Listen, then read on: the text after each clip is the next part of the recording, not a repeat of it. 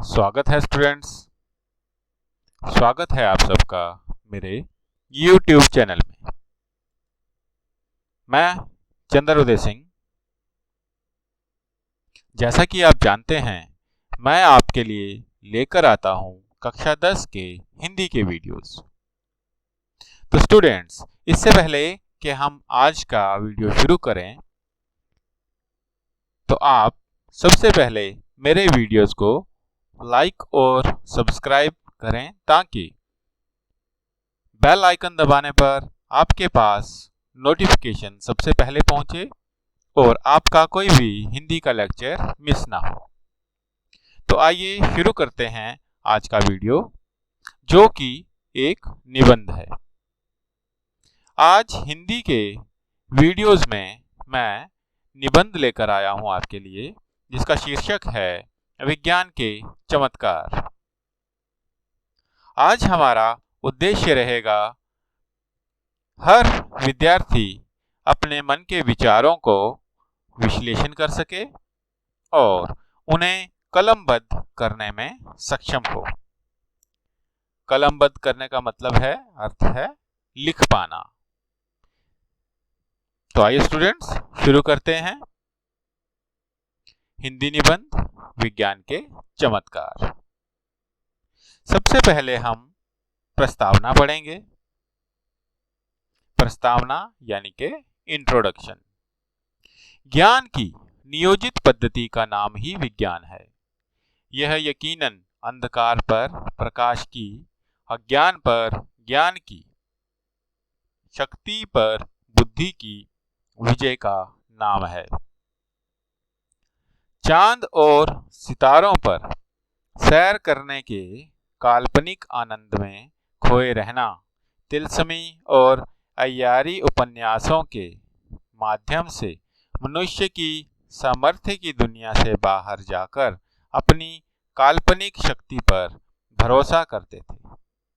पर विज्ञान ने इस झूठे आनंद, झूठी खुशी को वास्तविक खुशी और आनंद में बदल दिया है। विज्ञान की प्रभुता से आज का आदमी जो खाता है, जो पहनता है, जो पढ़ता है, जिस पर लिखता है और जिससे लिखता है, वे सभी विज्ञान की ही देन है। प्रकृति ने हमें बाधाएं दी हैं,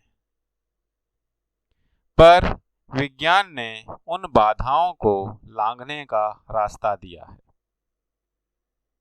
ठीक है स्टूडेंट्स, ये है हमारी प्रस्तावना यानी कि इंट्रोडक्शन।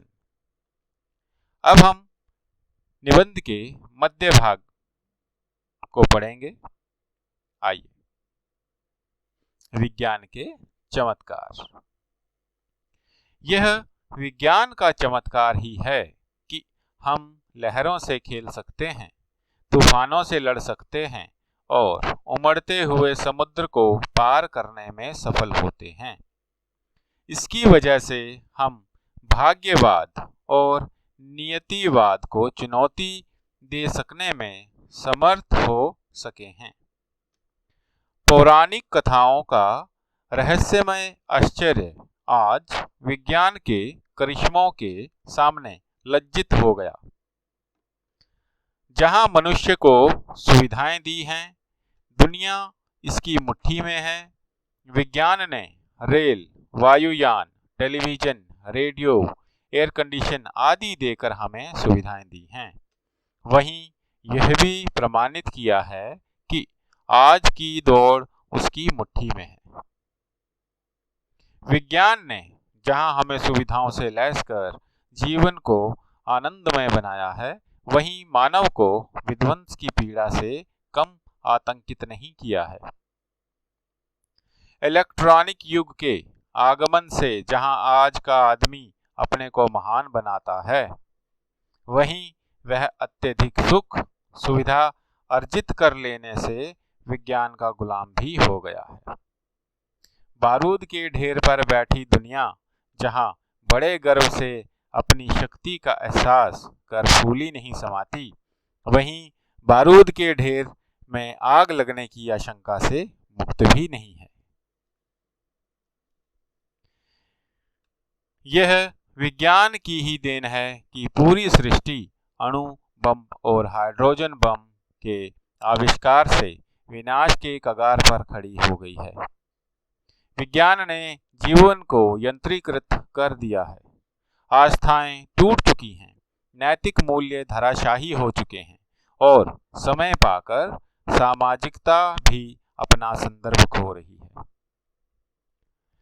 मशीनी सभ्यता में पैदा हुआ आदमी आज लाभ, हानि, हित, अहित को देखकर मूल्यों को बात ही बात में उसी तरह बदल रहा है जिस तरह की फैशन परेड की मॉडल गर्ल कपड़े बदलती है।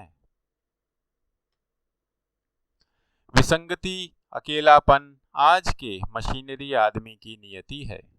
विज्ञान के कारण एक तरफ आदमी को जहां सुविधाएं मिली हैं, दूसरी तरफ अधिकांश आदमी को बेकार भी मिली है। यंत्रों के खड़ा होने से कुछ अमीर लोग और अमीर हो गए, पर अधिकांश के मुंह से रोटी काम के अभाव से छिन गई। आधुनिक युग और विज्ञान एक दूसरे के पर्याय बन चुके हैं, इसलिए आधुनिक युग को विज्ञान युग कहकर पुकारा जाता है। मनुष्य की प्रगति के साथ उसकी आवश्यकताओं में भी वृद्धि होती जा रही है। जिधर भी नजर जाती है उधर विज्ञान के नवीन आविष्कारों का आनंद साम्राज्य फैला दिखाई देता है। शिक्षा, चिकित्सा, व्यापार, युद्ध, शांति, आमोद प्रमोद तथा परिवहन आदि कोई भी क्षेत्र विज्ञान के चमत्कार से मुक्त नहीं है।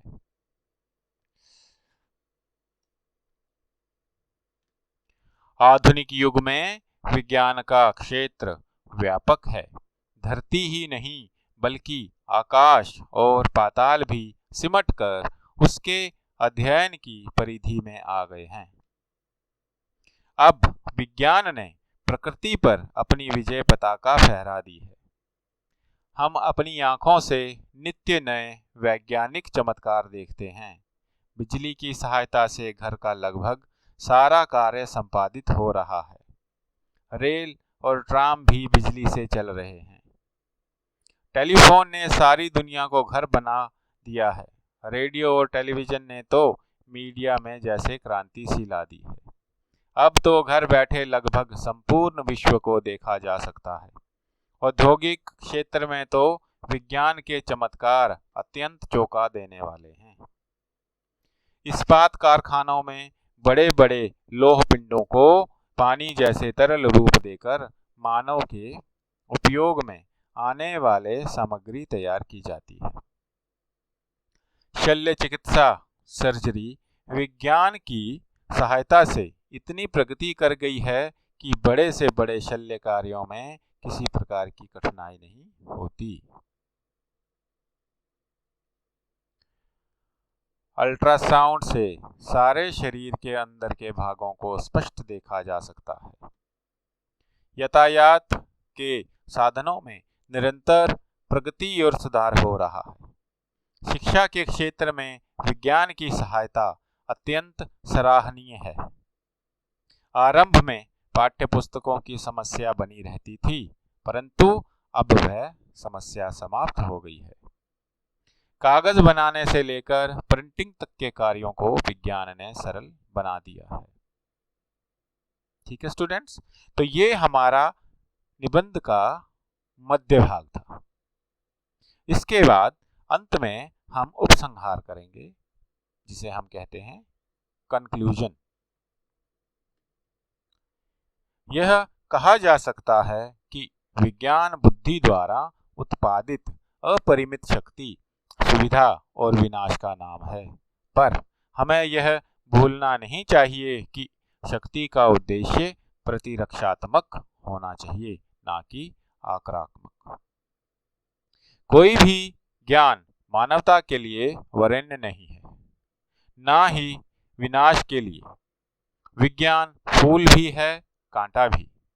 हमें आवश्यकता के अनुरूप इसका इस्तेमाल करना होगा। विज्ञान का उद्देश्यहीन उपयोग अंधेरी गलियों में भटका सकता है, कुछ हासिल नहीं करा सकता।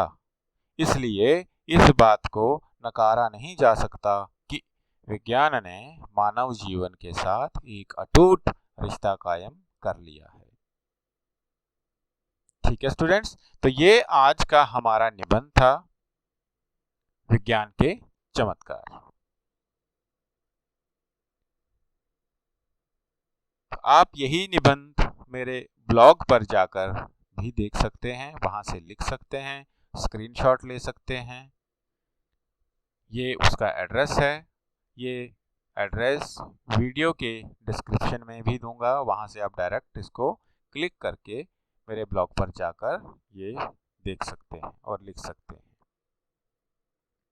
तो स्टूडेंट्स, आज के लिए इतना ही। देखने के लिए धन्यवाद। अगर आपको ये वीडियो पसंद आता है, लाइक और शेयर ज़रूर करें और बेल आइकन को प्रेस करना ना भूलें ताकि आप तक मेरा वीडियो पहुंचे सबसे पहले। प्रस्तुतकर्ता चंद्रोदय सर। धन्यवाद।